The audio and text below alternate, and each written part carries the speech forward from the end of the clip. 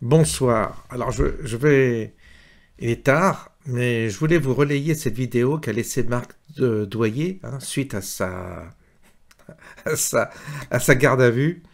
Un truc inimaginable. Enfin, il vient de lui arriver un truc inimaginable. Il va vous expliquer. Il a fait une vidéo ce soir pour s'en expliquer. La raison là, c'est le téléphone. C'est le téléphone. Il a laissé un message sur le téléphone de Macron qui a dû être un petit peu...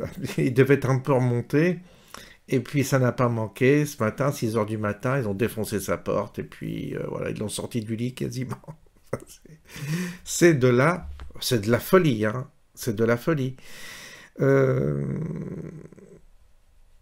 je préfère me taire. Je préfère me taire parce que là, ça irait trop loin. Je suis écœuré à un point que vous ne pouvez pas vous imaginer. Écoutez-le, et puis, parce que c'est important qu'on tous, on relaie son message, c'est normal qu'on puisse le faire de façon à au moins essayer de faire prendre conscience aux gens dans quelle situation nous sommes dans ce pays, quoi.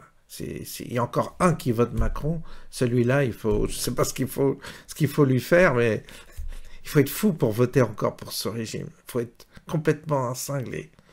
Alors que vous avez des jeunes qui se font tuer. Encore là, il y a eu un fait divers d'un jeune qui a été tué par des mineurs. Là. Enfin, non, non, c'est grave ce qui se passe. Bonsoir à tous. Alors voilà, je suis sorti de garde à vue. Donc tout d'abord, je voulais remercier tous les gens qui m'ont soutenu parce que je viens de découvrir ces soutiens.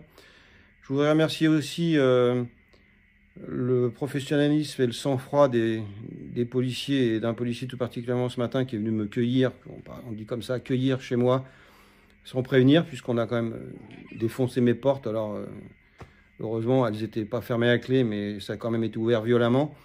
On m'a sorti du lit et en fait, il y aurait pu avoir un drame. Aujourd'hui, je pourrais ne plus être là à vous parler parce que sur un malentendu, il y aurait pu avoir un accident. Voilà. Et grâce au sang-froid des policiers, il n'y a pas eu d'accident. Donc ça, je voulais le souligner. Je voudrais aussi remercier les enquêteurs qui ont fait très bien leur travail parce que c'est pas anodin de se retrouver en garde à vue avec des accusations de menaces de mort sur le président de la République.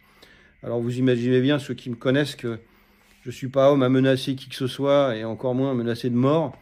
Mon combat, il est autre. Voilà. Mon combat, il est dans les idées, il est dans l'humain, et j'ai jamais eu l'intention de tuer qui que ce soit.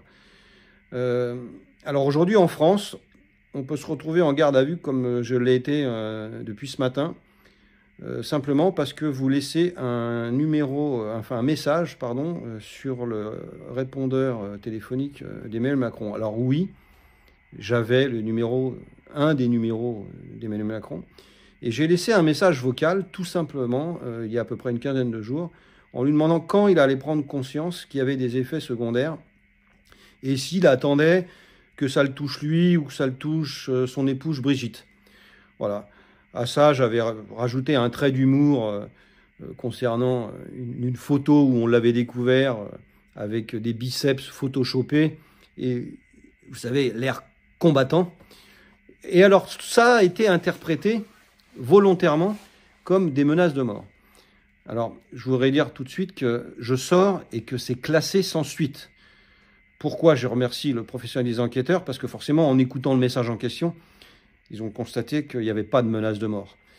Donc c'est extrêmement grave, c'est-à-dire qu'aujourd'hui, alors que je me bats, que j'étais moi en garde à vue pendant 8 mois, là derrière dans la pièce, au pied du lit de Morissette à essayer de la sauver, alors que je me bats pour la vérité, je suis dans un pays où finalement un homme ou un système peut décider pour X raisons d'inventer un chef d'accusation tel que ce chef d'accusation très grave de menace de mort. Et tout ça pour en fait me mettre en garde à vue. Voilà. Donc j'en suis sorti plus fort qu'hier, déterminé parce que j'ai rencontré des policiers qui sont aussi confrontés, eux, dans leur quotidien aux effets secondaires. Spontanément, il y en a qui m'ont parlé. Donc ça me conforte dans mon combat et je réitère donc ma demande au président de la République, cette fois officiellement. Je précise bien qu'il n'y a aucune menace. Quand allez-vous vous décider à déclencher une commission d'enquête sur les effets secondaires?